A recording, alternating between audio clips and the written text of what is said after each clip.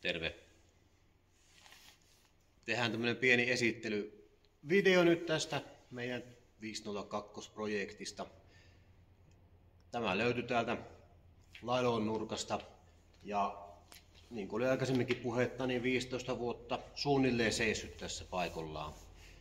Ja aikanaan kuulemma jonkun öljyvuodon takia oli tähän ajettu seisomaan ja sen jälkeen se on siinä seissyt. Ja nyt kun sitä on pari kertaa tuossa käytelty, viimeis käytettiin varmaan 3 tuntia yhteensä ja puhisteltiin sitä jäähdytysjärjestelmää, niin silloin ei ainakaan vielä öljyvuotoja ilmaantunut. Että katsotaan mistä se rupeaa vuotaa, vuotako ollenkaan. Sehän olisi hyvä tuuri, jos ei vuotaisi. Mutta joka tapauksessa tavoite on tehdä tähän moottoriin täydellinen huolto ja korjata muitakin vikoja ja puutteita, mitä tästä nyt löytyy. Eli nyt jos katsotte, niin tuolla ainakin toinen eturengas on ihan loso.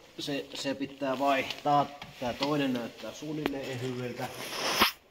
Toinen takaratas oli ihan lussu viimeis, laitettiin siihen ilmaan ja näyttää, että se on pysynyt nyt 2 viikkoa ainakin se ilma siinä, että se voisi olla ihan ok. Ja toisessakin takarattaassa, se nyt ei varmaan kuvassa hirveästi näy, mutta sielläkin näyttäisi ilma pysyvän. Kyllä. Ja jos oikein hirviä hyvästi menee, niin sittenhän me saataisiin tästä myös ruosteet poistettua ja maalattua tämä, niin tulisi oikein hieno sitten peli. Tehdä talvella lumitöitä ja kesällä pieniä alakohommia vaikka. Tai sitten rällätä vaan huikseen. Käydä näyttelyssä. En tiedä. Ja viimeis kokeiltiin tosiaan vähän, se pikkusen liikkui jo omin voimin. Ja nostolaite takana myös liikkui ylös alas, että sekin näyttäisi toimivan. Ja sitten me tuolla hytissä vähän ihmeteltiin juttuja.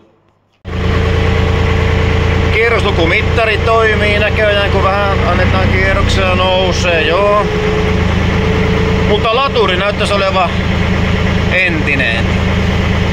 Se pitää laittaa uusi jossain vaiheessa. En tiedä miten tuo lämpömittari, ei ole vielä ainakaan lämmöt noussut tuon mittarin mukaan, mutta ei se kauan ole käynytkään. Ei.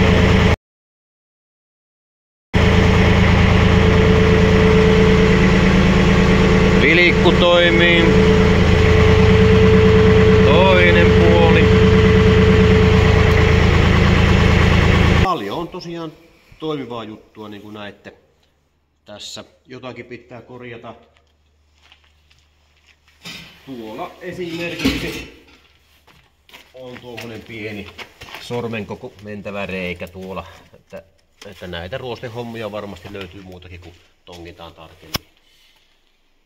Ja uusi peili pitää laittaa niin kuin näkyy, voit näyttämässä yleisölle.